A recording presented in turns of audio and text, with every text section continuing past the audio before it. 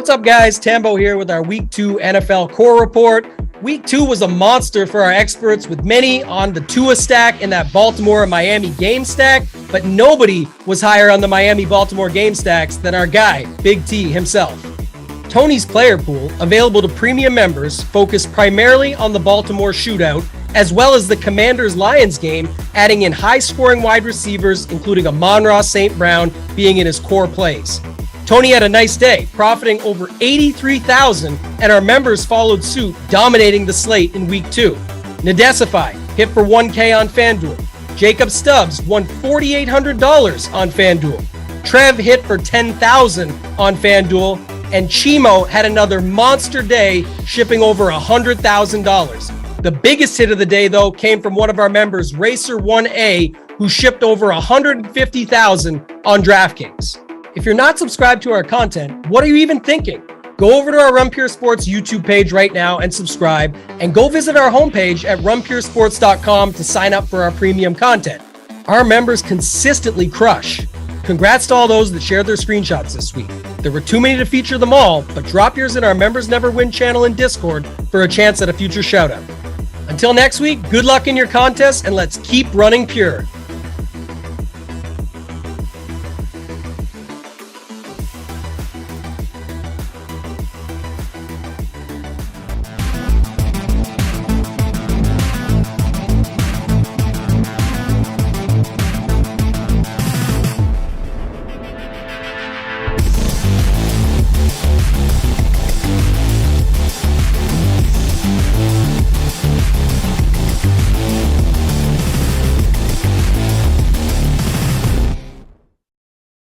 What is going on, everyone? AP over here at Run Pure Sports, bringing to you once again the Lineup Builder Show with our partners over at Sabersim. I got my guy Jordan here with us today. First, hit that like button, hit the subscribe button, that red button right there in the corner. It helps us out a ton. Jordan, what's going on, my man? How are you doing today? I'm good. We've got a big update to Sabersim to talk about here today. We've got pretty good looking Week 3 main slate for NFL as well to break down. So I'm excited to get into it. I'm happy to be back. Yeah. So the last 2 weeks we have broken down the Showdown slate. Mm-hmm. There is $1 million up top. We do have you covered though. Big T, Tambo, the fellas, they are all breaking down the Showdown slate for members on the Print Factory show coming up after this. So make sure to tune into that. We are going to focus on the new updates that Saber came out with. Really, really incredible stuff. And then we're gonna go through some sample builds, talk about more so the main slate this week, which I think is one of the better main slates that we're going to see. I mean, if you just think about it, all the island games this week are kind of bad games. That means all the good teams, the teams with offensive firepower, are on the main slate. So we're going to run a few builds, look at the simulations, and coordinate that with the new rule, the new adjustments that you guys made. So let's dive in. Jordan, talk to us about the updates that Sabersim just released this week. Yeah. So what we did, so we're calling it lineup rules, I guess is what we've called it here in the app. Basically what this is it's kind of a combination of your stacks and your player groups in a way that is extremely customizable. We've gotten questions from people, I mean, for years really, that, trying to do very specific things with their lineup constructions.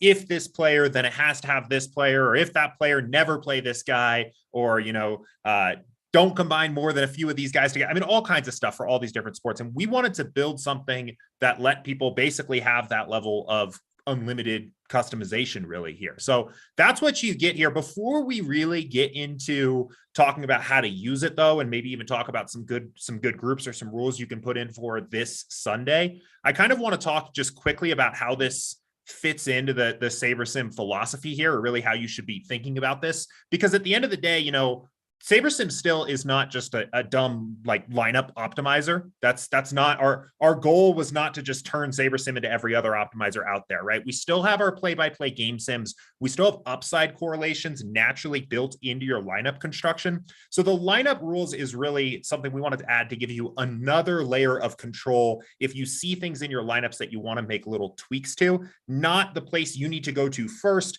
to program every single rule you want to see in your lineups, because Sabersim's still going to automate automate a ton of that. So we'll get into here, I think, in a bit, like what you can do here, what some rules that make sense to put in are. But I would actually recommend when you're first getting started, first getting kind of familiarized with this, to start with the same process we've been talking about every week here leading up to the start of the season and into the first couple weeks of the season here, which is to start with like a test build where you don't do anything and just see how those lineups are looking.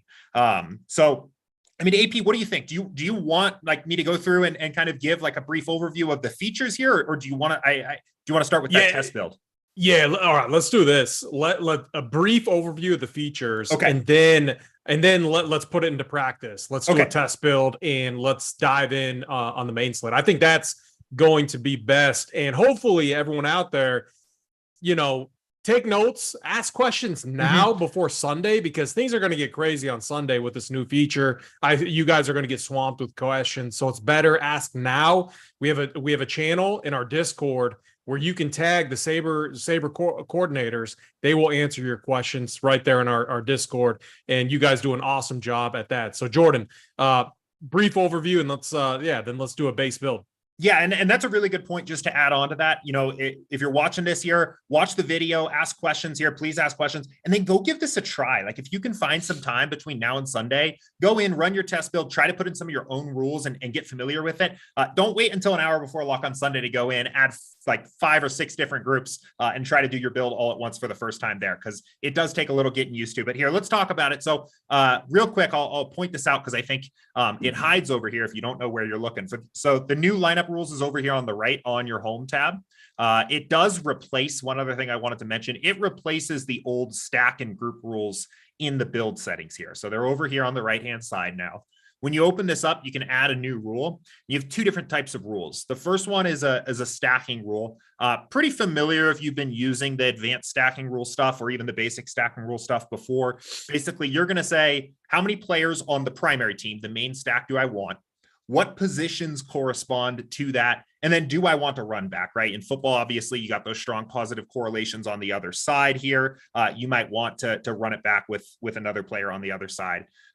This is pretty, straightforward. I would say the main thing that I've seen trip people up so far is you do need to have an operator here in front of everything. So if you go in and say QB1, that's not going to work. You got to say QB equals 1. And that's kind of how the stack rule gets started. So that's the stacking rules. Let's go ahead and quickly jump over to the grouping rules. So there's 2 different kinds of group rules. There's a manual rule and there's an automatic rule. A manual rule is, really what this is how do you want to get your players into your rule? So a manual rule, for example, would be one where you're clicking the players in yourself. Maybe you want to do something like, let's go ahead and pull up here. Let's pull up Philly, and maybe a simple example would be to use no more than one of both Miles Sanders and Gainwell together, right? We don't want to have both. We don't want to have both of those guys in the same lineup. An automatic rule is kind of exactly as it sounds. It's going to create all of these rules for you following the logic automatically. So we could instead go ahead and say, instead of just thinking about just Philly here, right? There's 26 teams on the slate. We want to say use no more than one running back across every team. And this is the example I gave in the video I put out on the Sabersim YouTube channel yesterday. So we could say use no more than one primary player, one running back from a given team. And then you have 2 ways to save this. So I know this is going to be a lot of information for people watching this for the first time. I promise we'll go back. We'll answer any questions you guys have. There's 2 ways to save this. There's an auto rule and a manual rule. So manual rule, a little easier to understand. So let's do that first. What that's going to do is that's going to go through and figure out like what's the logic of the rule and what are all of the different, how does that work for every individual team? So you can come in here and see, so what is the rule that got created for Kansas City? No more than one of Pacheco, McKinnon, Burton, and CEH, right? That's awesome. Yeah. What is the rule? So you could go in there manually and change, like maybe there's a team that all they do is run the running backs. Maybe one's mispriced and maybe there's an outside chance that both of them get there. Unlikely, but you could unclick them. Is that what you're saying? Yeah. Maybe a team that comes to mind might be Detroit. I probably, for this particular rule, I would probably never actually do this, but Maybe Detroit, right? Like outside chance that Jamal Williams and DeAndre Swift both get there in like a 53-point total game. Maybe you come in here and remove that one. What a automatic rule does, though, let's go ahead and quickly just touch on automatic. So save as auto rule. What that's going to do is it basically makes this rule dynamic, and it makes this rule automatically adjust as information on the slate changes. So if we go in here now, you see, we don't have any of the manual rules underneath it. What this is going to do is when we go in and click build lineups, it's going to figure out what the actual rules are to make this group work. And where this can get really cool and where this can get really useful is if you start having like stat requirements in here, like maybe you say, let's just do like a quick different other rule here. And we're going to say, we want to use at least one wide receiver that is projected for at least 15 points in every lineup, just as a hypothetical here. So we'll say one wide receiver, at least 15 points. If we save this as an auto rule, it will figure out all of the receivers that are projected over 15 points when it comes time to build your lineup. So if the sims change and a new receiver is projected for over 15 points, he'll be included in that rule. If a receiver is no longer projected for 15 points, he'll fall out of that rule automatically. So that's how the auto rule works. So again, that is kind of my quick introduction, my quick overview. I know that's probably information overload to somebody maybe seeing this the first time. I think it's really easy once you see this start to get put into practice to understand what's going on here a little bit. So I like it though. I like it as like if you think of just setting up some basic rules, eliminating any builds that would come in that have two running backs, from the same team. Like getting just those basic things set up is going to get you, moving in the right direction, I think. And then I love it too. So the stacking feature is really nice. I was just actually texting with a buddy who is new getting into DFS, and he was sending me these lineups and he wanted my thoughts. And I'm like, bro, those are trash. I mean, he was running like a quarterback plus three receivers and a tight end, and like full stacking games. With rules like this, you can create a ton of optimal situations. And this slate is going to be perfect to target for that too. Just think about the high totals that we have just by putting in some of those simple rules and correlations. I think is going to naturally, benefit you on a slate like this. So, I'm excited. Should we dive in and I think we should all right, let's do it. So yeah, and this is again the best place I would recommend starting here is the test build, right? Just kind of get a baseline idea of what the no rules. Do a test build, which 150 builds. Let's just do 500 pool size for now to keep things quick. And then, do you have any preference as far as the settings go? No, I think especially for the test build for the very first one, I think maybe we'll specify that it's a bigger contest because they pretty much all are for football. We'll just do 50 lineups. I think that's kind of a nice number to get familiarized with. Pool size 500. Otherwise, I think we'll just leave this default here, and then we can start making adjustments from there. So do you the position in flex, do you ever, one thing I like to do is just uncheck running back and tight end. I mean, kind of biased there. I'm very rarely running a double tight end build, but test build wise, I don't think we need to do that. I guess I was going to say, ahead. Test build, I think you just leave them all checked for the test build. Again, we're just trying to get an idea of like what we need to do on this slate, what we don't like. I would say often I end up unchecking tight end as well. I don't like those tight end builds as much. I feel like that's could be like a little bit of a leak or a bias I have there as well, because I know, there's some like high powered tight ends out there. Kelsey like basically operates as a receiver. So, I could see a situation where you're playing like a Jalen Hurts lineup and you've got Goddard at tight end and then Kelsey just happens to fit as well. Like that doesn't even feel like a double tight end build. And sometimes I wonder if it's a good idea to actually cross those off, but I think it's a little bit of a case by case basis there. Yeah, gotcha. So we got a couple questions in chat. Abraham, start, sit, DJ Moore, Curtis Samuel. Wrong show, brother. Thank you for watching. We appreciate it, but this is not what we do. We're not answering season long, and that this is daily fantasy, and we're talking optimizer and advanced strategy type of stuff. So appreciate you watching, but I have no opinion on DJ Moore, Curtis Samuel for season long. So, all right, Jordan, take it away, man. What are we looking at? Yeah. So again, I think, the first thing I want to do here is just kind of go through and start like looking at the lineups, see what I'm getting, see what kind of constructions. I think the stack types can be a pretty good place to start there. So you see, again, right out of the gate, we're getting, mostly QB +2 with one run back, a secondary stack for those maybe watching for the first time. We talked about this a little bit last week here, means that two other players in the lineup, like elsewhere in the lineup, are playing each other. So you can see, in this one, this is a Rams QB +3, right? So Stafford, Cup, Skowronek, Higbee, so double tight end here with Ertz, but also Mostert and Stephon Diggs is the secondary stack there. But you can see here. Yeah, go ahead. A question for you. Why wouldn't, as it's listed there in the stack type, why wouldn't it show as like a QB? What was that build? QB +3 and then the secondary? Is that what we're looking at? Yeah. So the stack type, so secondary, so okay, you could pull it up into. I get what that build is also falling under the QB +3, right? Exactly. Yeah. So it's okay, both gotcha. +3 with a one run back and also has a secondary one. Okay, one. I did not know that. So that's something I learned. Something new I learned. Yeah, absolutely. So, but I mean, you can see here. I think it's a good idea to kind of just first start going through and just seeing, what kind of constructions we're getting here on the stack side. One thing I'm always like, I always just kind of want to check is here. Let's actually increase this up to maybe get a few more builds in here, maybe 150. I just kind of like to see, like, if I'm getting to some QB +3s, what teams am I getting QB +3s for? And do I think they can get there? I mean, I think the Rams, Vikings, Cardinals this week are teams that can possibly get there. I also understand, crossing off the QB +3s and saying, I only want to go +2 max. Jacksonville, maybe a little less sure about that kind of lineup getting there. So that might be something I want to eliminate there with a rule. I also like to go through and start looking just kind of a little bit closer at the lineups themselves and just seeing, are there things that I might want to kind of start like grouping out?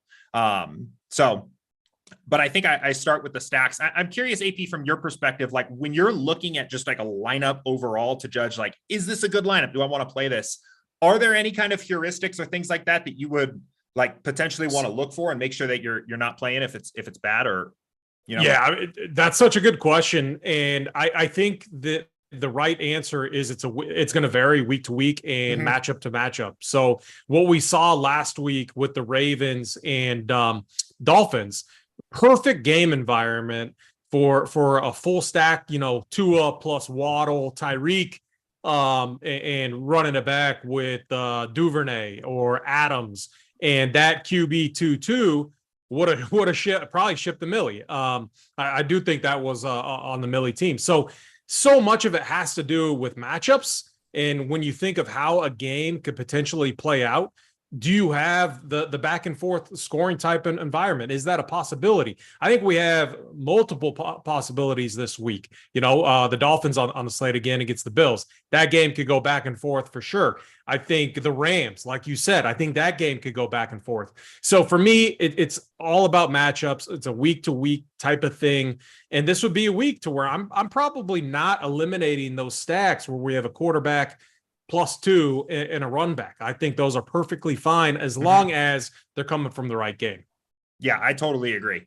I mean, a couple things. So on a quick glance, just going through here for me, I don't know if I'm bought in on the double tight end thing this week. We're getting a lot of them. I'd just be kind of curious to see like what the lineups look like without two tight ends. So maybe that's one that we'll eliminate there. Another one, and I talked about this on the video as well. And I think it would just be interesting to kind of see what lineups look like with this, but we have like an insane group of wide receivers for this week. I think part of that is just because we have a lot of games with high totals. We have a lot of the best quarterbacks on the slate, but we've got Kupp, Jefferson, Diggs, Devontae Adams, Tyreek Hill. I mean, Jamar Chase is the 7th best projected wide receiver on the slate here at the moment.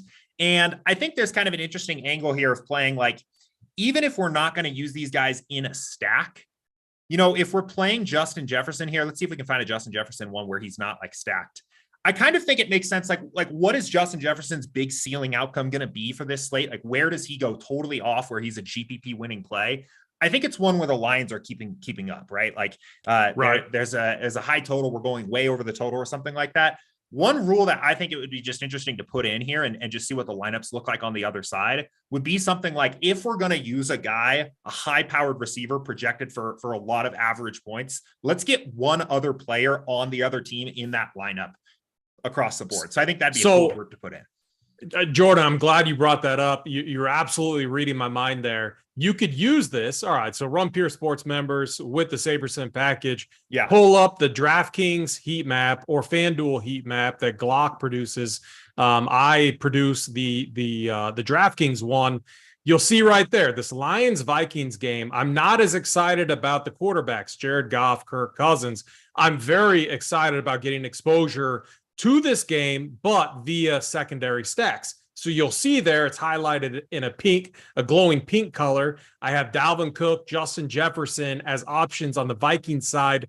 I'm going to throw Irv Smith in there too. And then Amon-Ra St. Brown, the GOAT, as my primary secondary stack guy that I would want in that secondary stack with a Jefferson or Dalvin Cook. So I agree 100% with you, Jordan. And when you're building this rules, you can pull up the heat map and you'll see there I have my all of the primary stacks identified, secondary stacks identified. And so I'll literally, when this is all filled out, I'll pull up my rules and I'll be inputting them very, similar to how it's shown on the map. So let's show the people how you do this, how you actually put that rule in, because I think that's a good secondary one to put in there. And then I have a few primary stacks that we can add in as well.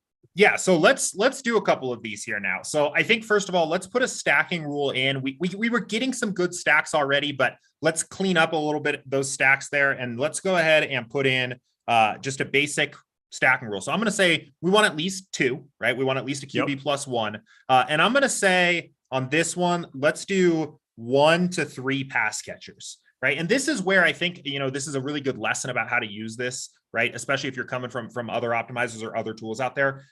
Building rules that allow for some flexibility is going to allow Sabersim and the value of Sabersim to still, put in some work there for you. You might say, well, I don't know if I always want a running back in my quarterback stack. There's only some running backs where I think that makes sense. We get that. Sabersim understands that naturally because we have these correlations. We get that a guy like, well, maybe not so much this year, right? But CMC is generally going to be a little bit more involved in the passing game than the Derrick Henry. And we have these correlations. So I would say when you first start with your rules, be flexible with them. Allow these ranges in there and allow more positions in there than you might be used to, just because those correlations can be calculated automatically. Real quick question, just very dumbed down on the surface. I see you just put 1 to 3 in and you do not need like an equal sign or not for the range. So okay. I know this is a little bit confusing here. The range in particular, we don't need it. So there are a little weird little quirks like that. We're gonna be doing a lot of work to clean all this up and make this a little more intuitive, and probably have some like tool tips to help people get through this. But range, you don't need them. So, and I think we'll leave the run back kind of optional for now. I don't think that's something we need to force. You down with that? Yeah. No, I am. So now how do we add in kind of a secondary stack rule? Yeah. So let's do just that. Like this. So we're going to add another rule. We're going to add a grouping rule here. And what I'm thinking we do here is we say, we add an automatic rule, and we're going to say so this is a conditional. We're saying only if one of these high powered guys is included in the lineup. And I think it makes sense for us to include tight ends in there as well. So let's go ahead here and say wide receivers and tight ends. And we're going to add a stat requirement. So the rule is only going to take effect if a player meets a certain stat threshold here. And in this case, we're going to say, if this guy is projected for over 15 points and plays wide receiver or tight end, then we want to use one other secondary player on the opposing team at, maybe running back, wide receiver, or tight end. Okay. We can actually add another stat requirement here as well. I think sometimes, this can make some sense of doing like maybe projected for at least 8 on the other side, just so we don't get like kind of a scrub in there or something like that. Right. And then the way I recommend using this is first save as a manual rule, because then we can go check the logic and make sure it worked correctly. So we'll save as a manual rule. And then let's go and look at these and see like what these actually kind of ended up looking like here. So first of all, if Amon-Ra St. Brown is in the lineup, then Dalvin Cook, Irv Smith, Justin Jefferson, or Adam Thielen also. That's crazy. So question, if I go, all right, let's just say I have this rule set in place and then I go make some manual adjustments to the projections, will those players then update here in the rules? So not 100% automatically unless you refresh the rules. So let's just show you that. So yeah, that's very simple though. So perfect. Yeah, but real quick, let's Chris Olave, bump him up to, he's going to be probably lower, but he could catch a bomb. So let's just say hypothetically here. So let's make him high enough to include in the rule. So 15, right? And then we can go over here and click this refresh icon. And that's going to recalculate the rule logic here. And now all of a sudden you see his rules there. I like it. So now all of a sudden, if Chris Olave, then also you have to play DJ Moore, Robbie Anderson, or CMC. There we go. All right, Abraham, DJ Moore, final answer. Start him this week. Yeah, I was gonna say, just since he popped up. I think that's my pick anyway there in the start sit. Yeah. Oh, I agree. So let's run this now. So we've added, so this is another good kind of stopping point to, again, we added 2 rules. I think that's plenty for this build, right? But if you add a ton of rules, you're going to start to bog things down. You might create conflicts that you don't even realize. So we've added 2 rules. Let's do that. Let's also, I'm going to just remove those tight ends from flex because I didn't like seeing them in there anyway. So, and now let's run another build and see how things are looking. Love it. Cool. One thing to be aware of too is, obviously at this point we're putting, rules are ultimately restrictions on the builder. So we put 2 rules in and we limited a certain player from showing up in a position. You should be prepared that the build might take a little bit longer than the first one you do. We've put a ton of work into making sure that the build speeds are as fast as possible. But good rule of thumb, the more rules, the longer your build's going to take. So just be aware of that. I also think, if you're putting in a ton of rules to get the lineups exactly the way you want them, maybe 500 lineups in your pool is better than 1,500 if you normally build with 1,500. So, but you can see still going pretty quick here. On that note, I mean, we have so much time. Don't wait till the last second to start building out these rules. You can always adjust the rules on the fly as well. If you want to change something, if you're watching a piece of content, you can always go back and adjust them, but definitely play around with this. Like don't be, here at noon on Sunday, finalizing your rules and stuff like that. Have it all mapped out well beforehand is going to be a best practice. Yeah, totally agreed. And I'm planning on making some time for Saturday morning to play around with this a little bit, figure out exactly what I think my final rules are going to look like. But you see here, so we've gone one step forward here. And actually, I wonder if maybe that rule didn't go in the right way here, because it doesn't seem like it actually even took for us here with, at least with Olave. Let's go ahead maybe and look at some of these other guys and see if some of these other big receivers got included. So the rule of that rule was supposed to play, it was supposed to have a run back against Chris Olave, right? Yeah. And I wonder, so that's what we're missing. There's one where it works. I got you. Yeah, so I mean, you can see, so Justin Jefferson's getting a Amon-Ra St. Brown run back. Let's go ahead and look at like Diggs here. We have 1 Diggs lineup in our pool as well. We got Jalen Waddle on the other side. So I think it worked. It might be because of the way that I bumped that projection up there and refreshed the rule. I'm not entirely sure. I might have to look into that. Obviously, still kind of doing a little bit of final testing here, but you can see in this one it worked. We got Shi Smith here coming back on the other side, which is kind of an interesting value option there for Olave. But actually, what you should do is go to team stacks, and you could probably isolate all the builds to see what they or did you just pull up Chris Olave? Yeah, I just filtered by Chris Olave, and let's see, where'd he go? I'm just curious. The good thing about that, Jordan, is I like him as a one-off this week anyway. So yeah, and I think he's maybe the only one where that didn't totally work correctly, because I think all these other guys at the top, and it's probably just the way I put that rule in there. So I'll look into that as soon as we're off here and figure out what might have went wrong there. But again, on all these other guys that are already projected above 15, the rule should have gone in correctly here. So could you go to stack types for me real quick? I just want to see that breakdown to see if there's much of a change from what we saw before. So we're getting a lot of QB +2 and one run back, which we talked about this week, and it should be a favorable week for that. We're getting a good amount of secondary stacks there, secondary plus So what would that mainly be right there? Like so that would be a quarterback, one plus a run back plus a secondary stack, right? Yeah. Is that what I'm looking at? Yeah. So Okay. you can actually filter by both of these here, and we can kind of like piece it together. So in this one, QB +2 with one run back. So Stafford, Higbee, Cup, running back with James Conner on the other side. And then it's the Olave and Robbie Anderson 1-1 there on the other 1-1 stack. So similar one here, right? So this one's Jameis and Thomas plus Olave with DJ Moore as the run back. And then we have the secondary 1-1 stack of Cooper Kupp and Zach Ertz in this case. Yeah, I like it.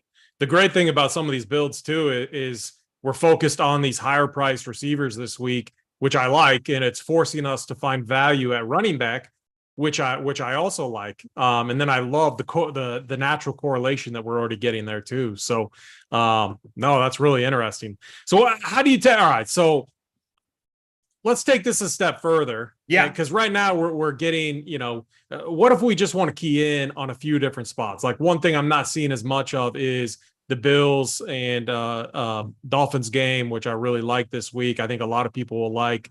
We're not getting a lot of Chiefs exposure in there.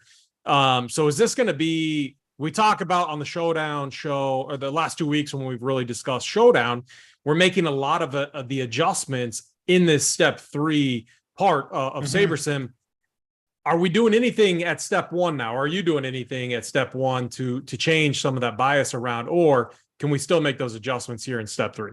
Yeah, I mean, you can. So what I would recommend doing is looking at your pool exposure here, right? So your pool is basically going to say like how many lineups out of your 500 have certain players in it or certain teams in it or whatever, and see if that's kind of in line with the way that you're thinking about the slate, right? A lot of, at the moment here, it's Thursday morning that we're recording this here. So I think Sabersim's pretty high on Stafford and Rams stacks this week. They have a high total, but you can see we're clearly very high on them. Like we think that they're the best overall stack on the slate. So I would say look at your pool exposures and see if you agree with kind of the general trend that you're seeing there. And if not, then I would go back to the home screen and maybe make some adjustments here. I mean, to me, I don't know if I'm bought in that the Rams are far and away the best stack on the slate. So what I might do is I might go back here and maybe bring the Rams down actually a little bit, and maybe give a small boost to some of the other teams I'm seeing here, or some of the other teams I want to get some exposure to, and then run another build and see what we're getting. Yeah, so that's something that we've done in the past. You're talking just messing around with the team totals there, Yep, right? That's exactly giving where a bump, I was going to go. Giving a bump there. Yeah, how about let's do this. Let's bump up. Can we give the Bills and Dolphins game a little bit of a bump? Yeah. So what do you think here? So a lot of times I start with a field goal, but I think that can also be pretty aggressive in terms of the overall impact of that. You want to try a field goal? Good. Yeah. Okay. So let's try a field goal. I think that's a good baseline. So let's do that. Puts the Bills above 30, which is pretty sweet there. Or sometimes what I'll do is build out. Well, I'll go like a touchdown difference for like the Dolphins there and keep the Bills where they're at. So the Dolphins were underdogs per that team total there. Yeah. So keeping the Bills at 28, moving the Dolphins to 31, just to play around with it a little bit. Let's do that instead. Because what I'm getting at is like, I don't think like getting Tua plus Waddle and Tyreek Hill, it might be a little bit of a chase this week, but I'm not necessarily if the Bills can put up points, which the Bills have been putting up points all, through 2 weeks, already. No one's been able to stop them. And I don't see this Dolphins defense stopping them either. And then it's going to come down. I mean, the Bills, right? That game is just setting up so well to just absolutely go off. It's going to be curious to see how many people end up stacking them with the other spots that we have on the slate. So are we using the same rules that we already set? Is there any adjustments that you would make to those rules? Maybe to where, maybe how, to catch, maybe like if there was an error with the Chris Olave issue that was coming in, or. Yeah, I was doing a quick once over here to see if I missed anything. I mean, the rule logic looks right. It looks like it's saving correctly. So we'll give it another try. Obviously still doing a little bit of bug testing on our end as well. So as soon as we hop off the stream, I'll double check and make sure that that's working. We got our boy Jack Koff in chat saying, I'm stacking the Bears and Texans because I hate money and love leverage. Good luck to you, Jack. Yeah, nobody's going to be on that one for sure. Any other teams that you want to bump up or bump down here? It's crazy how many good teams are on the slate. I mean, we haven't even really like talked about the Chargers here. 27.5-point team total. So I kind of like, giving a bump to the Lions here just a little bit, maybe a field goal. Like I'm not going to change the Minnesota side of that game, but the Lions are coming in, high on life right now. They got Amon-Ra St. Brown, who's just an absolute stud. mm-hmm. That game should have some fireworks for sure. I don't think I'm actually a little bit lower on the Chiefs Indy game. I think KC's going to handle them. Obviously, we talk about it every week now, Jordan. I'm always going to be, on the KC side, but no, it's more so like I don't like Chiefs stacks as much because I don't have any faith in Matt Ryan being able to keep them in the game and put up a ton of points. So I'm a little under on that game. Kind of focused on these what I think are the elite spots: Bills, Dolphins, Lions game, and then I'm with you on the Rams Cardinals. I think that game's going to produce a lot of points too, if Kyler Murray can be a hero again like he was in the fourth quarter last week. So we'll see, though. It should be an interesting slate as far, especially with stacking, especially with multi-entry formats. So let's see what this looks like now with those changes. Yeah. And I think, again, this is a good approach here, right? We don't necessarily need to have a take on every single game, every single team on the slate right now. We have a couple takes. We had a couple teams we wanted to bump, a few we wanted to move down. Let's run another build, see where we're at. Yeah, I like that. If you haven't yet, hit that like button, hit that subscribe button. It helps us out a ton. If you are new with us, and welcome. And we love it. If you're a Run Pure Sports member already, you can add Sabersim on to your package. Just shoot us an email, info@runpuresports.com. We will walk you through the process, how to add Sabersim onto your membership there. Yeah. So anything else kind of in the pipeline while this is loading that you guys are working on, or is it just now embracing these tools, making them a little bit, simplifying them for the users? Yeah, I mean, so we were really excited to get this out. This is a big update for us. We already have V2 planned for this. So I think there will be some like quick early improvements to this, especially just to the visual interface of it, making it a little bit easier to use. We've always got plenty going on here as well. I mean, gearing up here now for NBA, which will be here before you know it. Sir. We've got some other features that I don't want to spoil just yet that we're cooking up that we're pretty excited about on our end. So yeah, I mean, no, should still be pretty exciting through the end of the year with new updates and things like that. Yeah, WJ Pittman, I agree with you. I do think Burrow stacks with Chase are going to be interesting too, but that's kind of, for me, a rule that I'm making each week. Burrow to Chase is going to ship someone $1 million at some point, and so it's just something I always run for a few builds each and every week. So I agree with you there. It could be the spot, especially if the Jets can do what they did last week and respond and score. So that'll be interesting. But let's take a look at this. So we're getting now a bunch of Tua stacks, Cousins, Stafford. I like it. Yeah. If you pull up the Tua stacks, I want to see what those look like. Yeah, let's take a look here. So again, I mean, getting to some QB plus threes here where we've even got Mostert in the mix. I think he's a little bit underpriced this week. But also, I mean, some, the usual suspects, right? Tua to Waddle, Tyreek Hill, Stephon Diggs coming back on the other side. I wonder that's a nice build right there. Yeah, I mean, we could go ahead. Oh, well, I mean, it's just, you're going to be so different because no one's going to play AJ Dillon and Cordell Patterson together. Think about, Millie Maker formats. Like, no one's going to manually click in AJ Dillon and Cordell Patterson in a spot like that. But we've seen AJ Dillon's on the field a ton right now. Mm-hmm. I mean, RB2, but he's, the workload, really, and it's going to be a tough game environment. Which could also benefit him. So that's a really interesting build there that we're looking at. Yeah. And I think, there's a lot of expensive receivers and just expensive stacks that people are going to want to get to this week, which I think is going to make that mid-range at the running back a little bit more popular. Like these guys, 5, 8, and 6. I mean, I think David Montgomery and Josh Jacobs are both going to be pretty popular as well at like 5'9", 5'4", just because, again, we're Diggs 7'7", right? I mean, even Waddle's 6'8". Tyreek Hill's got to be a little above 7. 7 or 7'6". Justin Jefferson's 9-3. And like, I mean, we're almost certainly going to be getting some exposure there. So it does open up the kind of mid-range or slightly cheaper running back build, I think. Yeah, I like it. A couple other things real quick. So what I wanted to mention, right, is now let's go back and look at our pool exposure on our quarterbacks. And we're getting like flatter exposure overall to these guys. And we're seeing some of the names we like a little bit more at the top. This is now when I would say maybe you can make some more of your adjustments on the exposures, right? So like if you're like, wait, well, where's my Josh Allen? I didn't get to any Josh Allen. Now we can go ahead and maybe say here, I want 20% Josh Allen, set that min exposure there. And we know we have the lineups in the pool to go get some Josh Allen lineups into our build.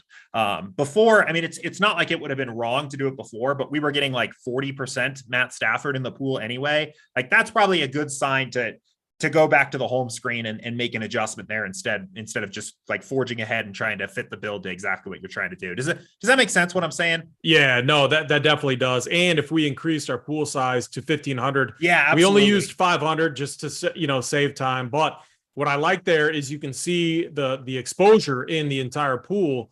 And so if you increase, so there's 31 Josh Allen builds in the 500 pool that you ran. Yeah. You could bring all of those in if you wanted to see what they looked like. So if you ran 1,500, that's where you can do more of this adjustment in step 3. That's what I've been doing a lot in Showdown formats as well, kind of getting everything set up, ready to go, and then making the adjustments here in step 3. So assuming the pool is big enough. So, so if it was me, I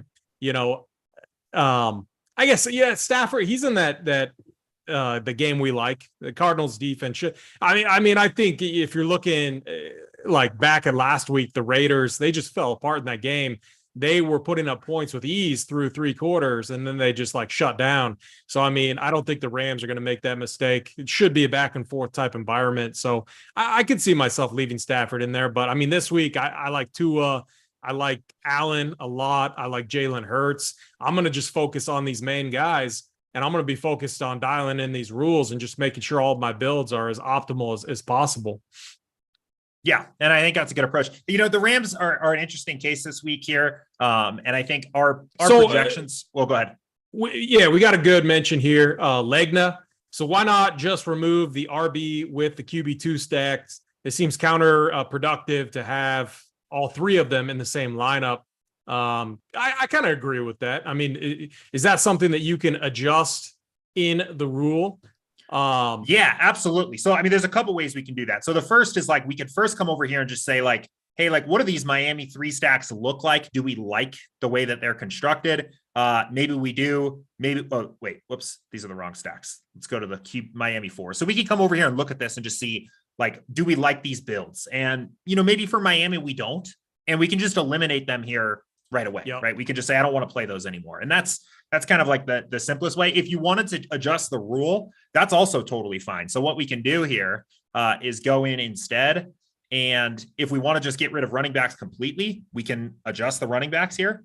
So we could say, let me pull this up here. And instead we can just say, let's turn this back to, what is this? Equals 0. And instead just say on the wide receiver or tight end, we're going to play 1 to 3, right? So that's just now. All right. Hold on real Chris Lambros in chat. Chris Olave, you must have missed this point. We were just using it as an example. We bumped his projection over 15 so he would hit the rule that we were messing with. We're not actually like going to play Chris Olave at the rate that he's popping into these builds. So to clarify there, I like Chris Olave as a Millie Maker play this week for sure, but is his projection justified at 15.01? No, we were using that to show the example of how this rule works. Just had to clarify that. Sorry, Jordan. Yeah, no, it's all good. And honestly, let's say we did, like, if we just kind of like his upside a little bit, and we want to give him a little bit of a bump. I think a 10% boost or something like that to his projection is probably still going to like make an impact. You're probably still going to be getting more than you were otherwise. So yeah, 15 was an extreme example just to show how the rule worked. But I think even bumping him up there is still a good play. He was going great. He was like, what is going on here? Why is Chris Olave hitting every build? He says, all right, cool. So it's now just giving you a hard time, Chris. Just giving you a hard time. So we adjusted that stacking rule. So we removed the running backs, and now we can run another build here, and we'll only get those wide receivers and tight ends. And again, Miami's an interesting case. I kind of feel like it's just Tua to Hill and Waddle all season long. And maybe like I could see in a really high total game like we have this week, maybe you want to play like Gesicki in there or something like that. But I don't know how bought in on either of the Miami running backs I am right now. So I'm fine with that stand and adjusting the stack rule there.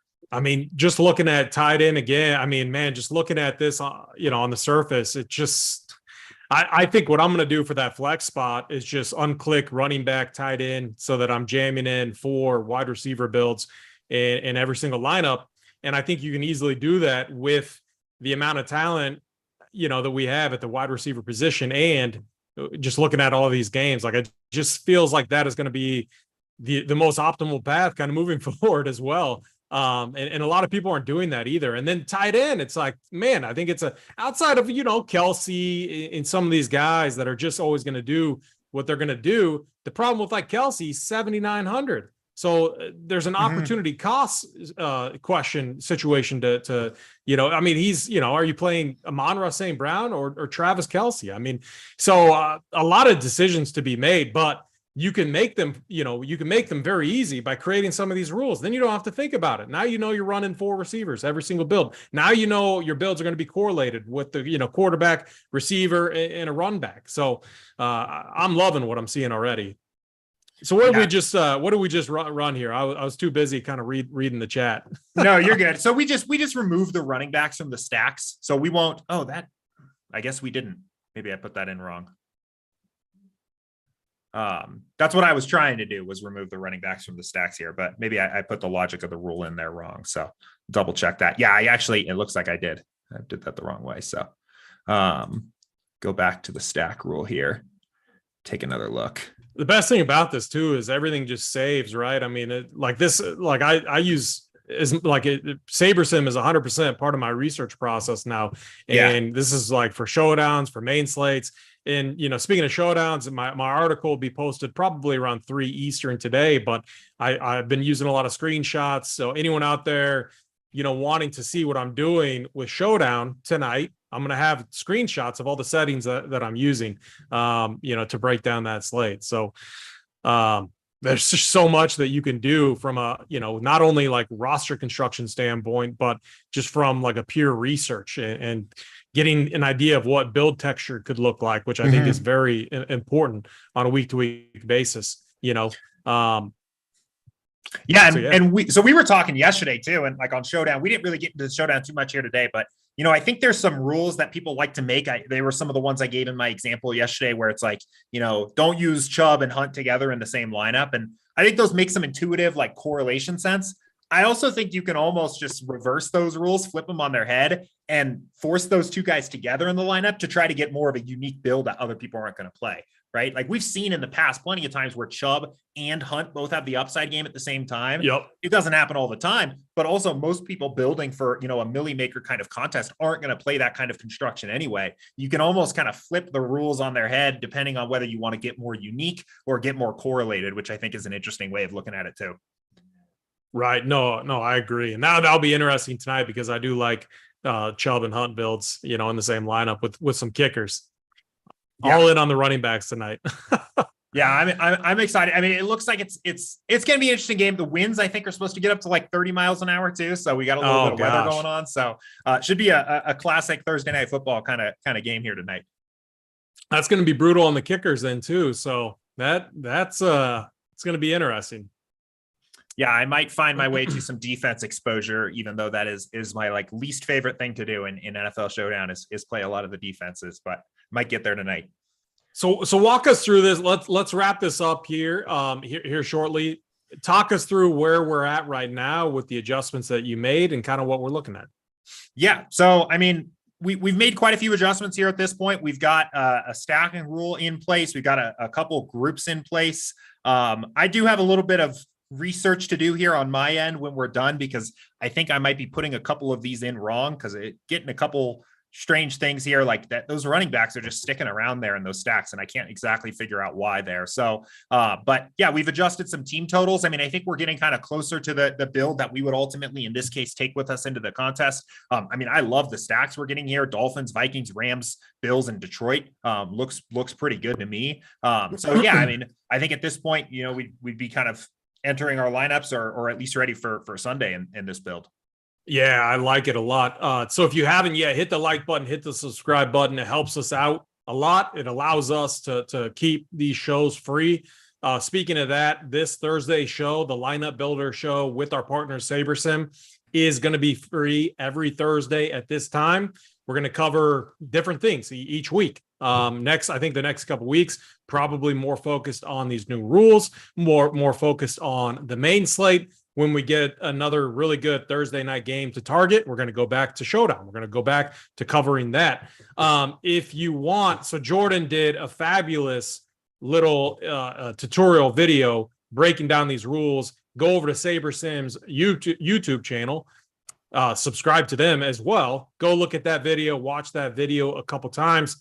If you're still having problems, hit us up in Discord, Run Pure Sports Discord. Sabersim is in there. Go to the Sabersim channel, tag your question, and tag Sabersim coordinators.